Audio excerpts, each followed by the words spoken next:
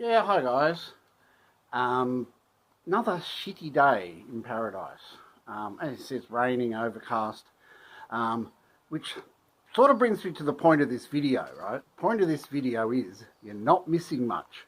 Um, there's still in the media, in social media, etc. Still, thousands upon thousands of people who are hanging out to get back to Thailand, right?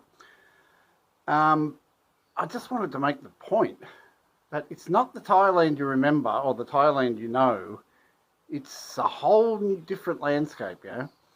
Um, it's dead boring here at the moment. It's like we live here and it's so quiet. It's verging on boring, yeah.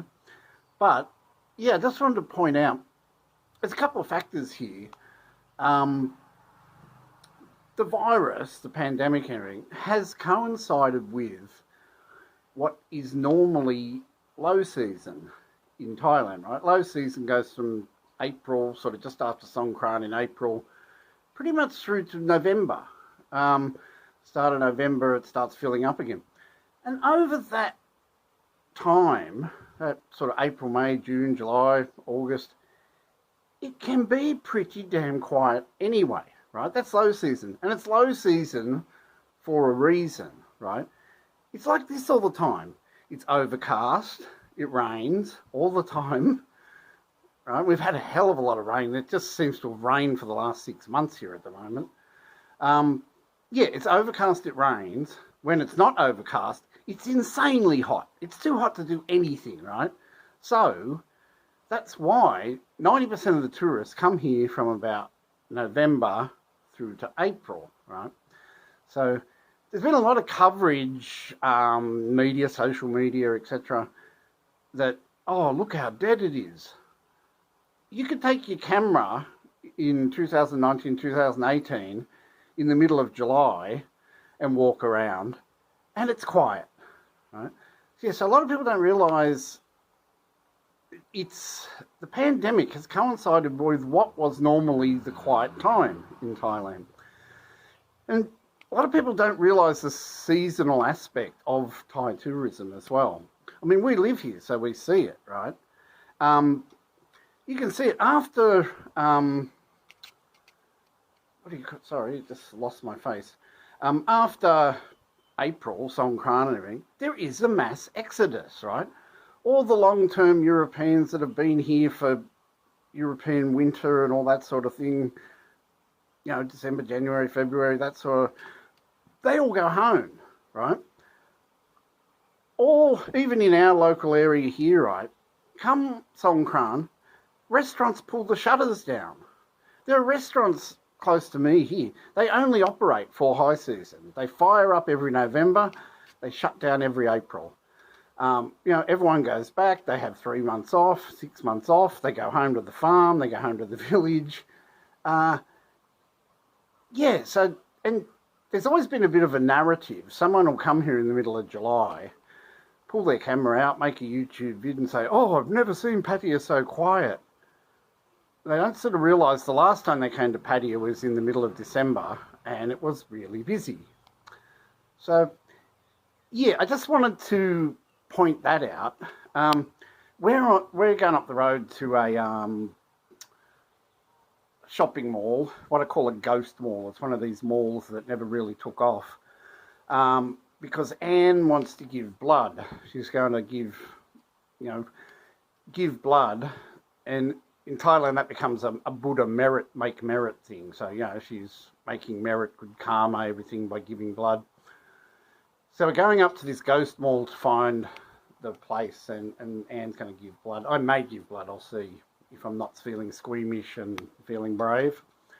But along the way, I'll just show you this mall, how dead it is, and it's a reflection of how dead the rest of some places of Thailand are. All right, we'll head up the road now, and I'll show you a couple of things.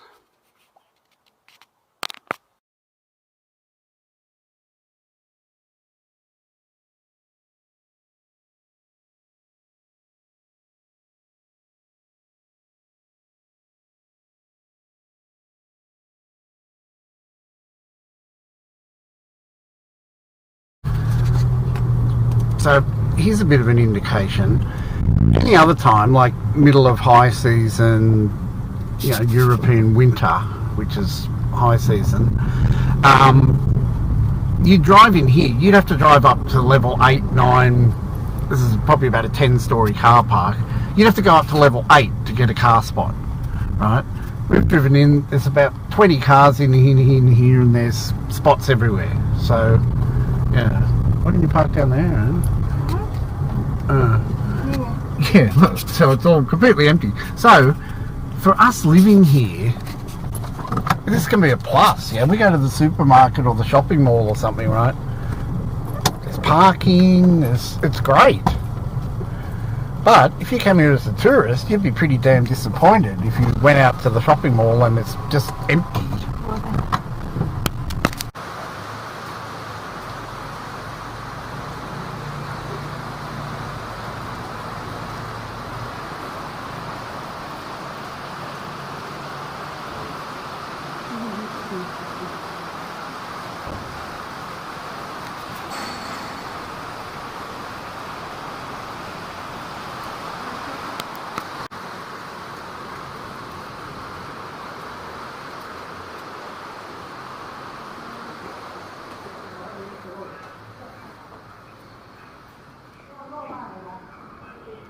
Wake up.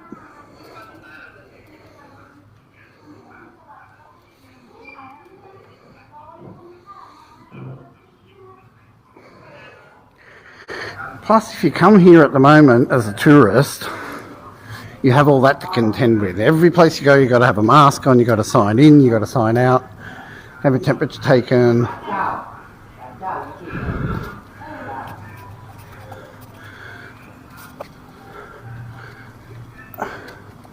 Okay, I'm going to have to find some appropriate music to put over the top of this. That sort of, you know, Clint Eastwood riding through the desert on the horse with the haunting sort of... Anne's gone to the bathroom. So, this is a ghost mall. Even before the virus, this mall was just... Look, that's shut. Just... Pretty much all along there, they're just shut. It's very strange. But this mall has sort of tried to reinvent itself as... It's like a kids' playground mall now. They have all this stuff. There's a roller skating rink upstairs, there's an ice skating rink upstairs, there's a kids, like, you know, where they climb up the cliff, that sort of thing. So... yeah, I think it may work because it's now a place you bring the kids to play.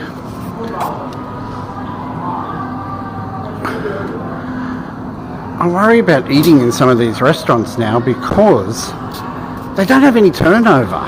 You know, the food... some of these restaurants in these shopping malls or the food courts, they're great. They have this fantastic high turnover volume of food. You know, everything's fresh. It's made that morning. I worry now that some of these things would be cutting corners.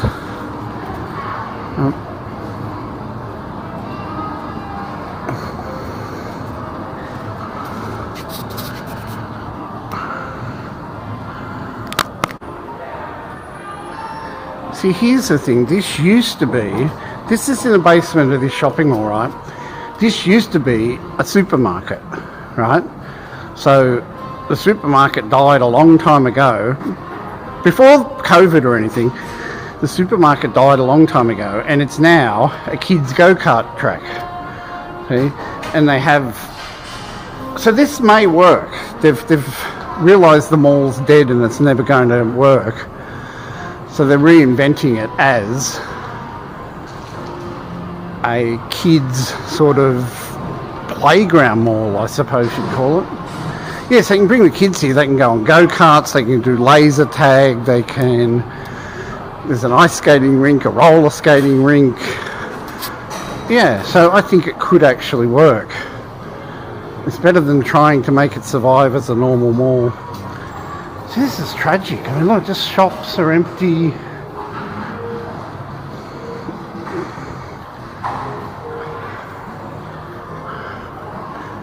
So even this, obviously it's a school day today, so it's not going to work. It's only going to ever be a weekend destination. And here we go. Here is Anne doing her blood thing. It's very good.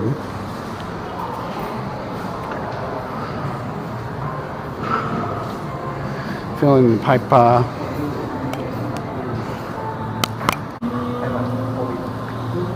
So this is quite a process, massive big thing. Anne has to fill in all the questionnaires and stuff.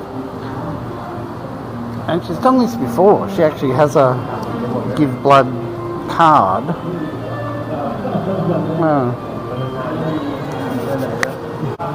Now, okay, I've just had this severe shock.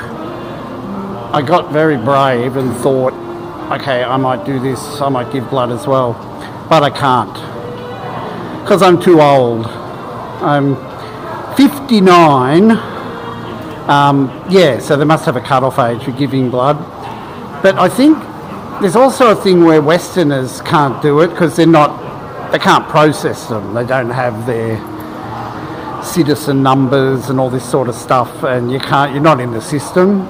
So, but yeah, so I was going to give blood, but I'm too old.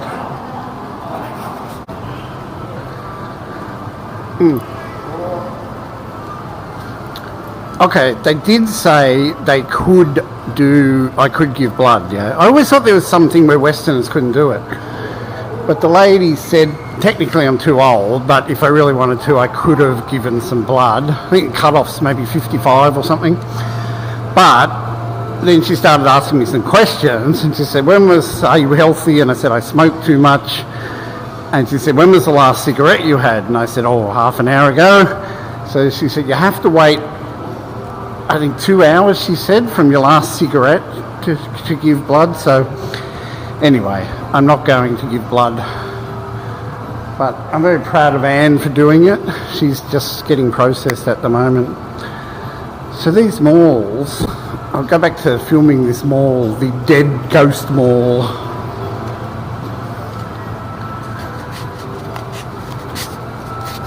So literally the only people in here are these people doing the blood thing, yeah?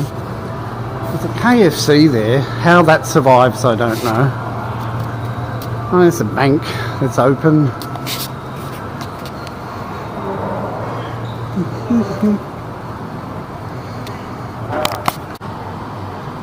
So there goes Anne. She's gone into done.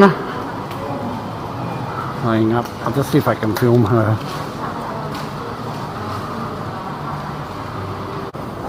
Guys, I was just here and I'm looking, you do your thing, you get a free drink of water, etc. But I'm going to question the marketing of this product, right? This is water and it's called Pocari Sweat. I don't know. I can think of some more positive names for water. It's called Sweat. Pocari Sweat. That's weird.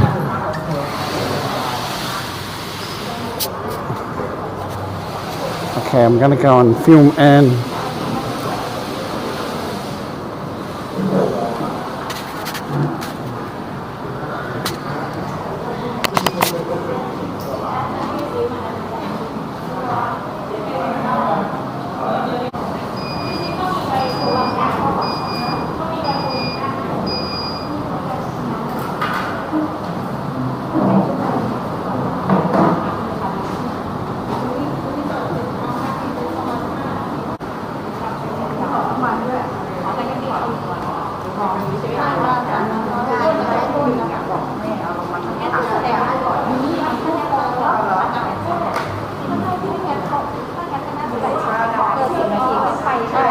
Okay, and it's nearly finished, I think. Another couple of minutes.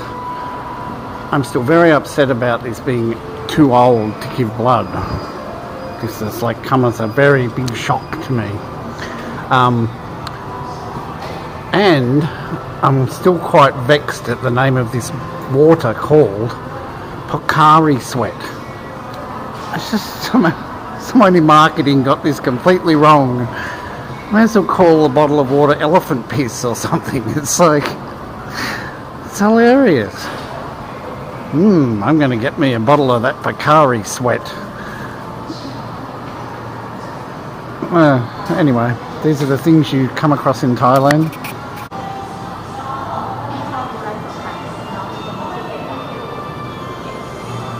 Do you feel okay?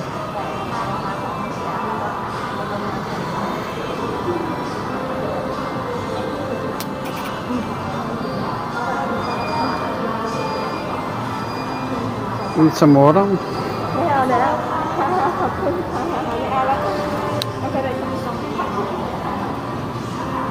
Alright, we got a bottle of Pocari Sweat.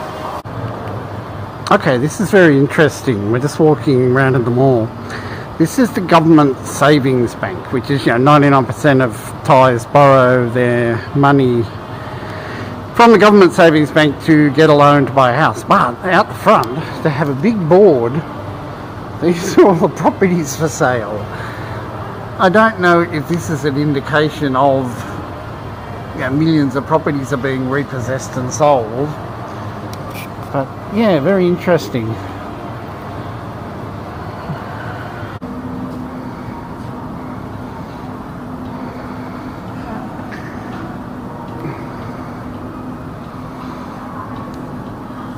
Looks nice to me. We go now.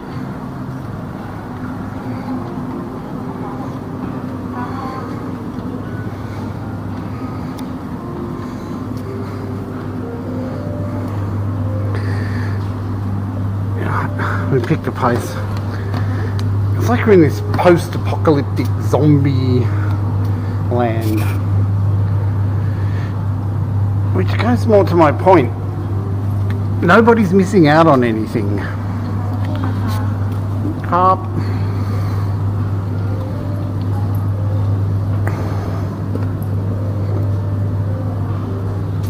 No, have some credit.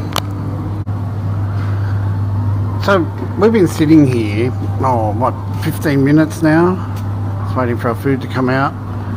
Nobody has walked past, not one single person, It's just like, and this is about a 6-story mall, 5-6 stories, pretty big. I don't know how these places are surviving. Well, they're probably not, But then I don't know how half these malls survive even at the best of times, The stuff in them is really expensive, on Thai terms and stuff. Food's arrived. We both just got a noodle. I got wonton and red pork, and got, I don't know, fish balls, all sorts of stuff. Tafo, you call Thai yen tafo. Your bowl's is bigger than my bowl. I'm very upset. I want to complain to someone. This is 50 baht or 60 baht, $2, $3 or something. $2.50.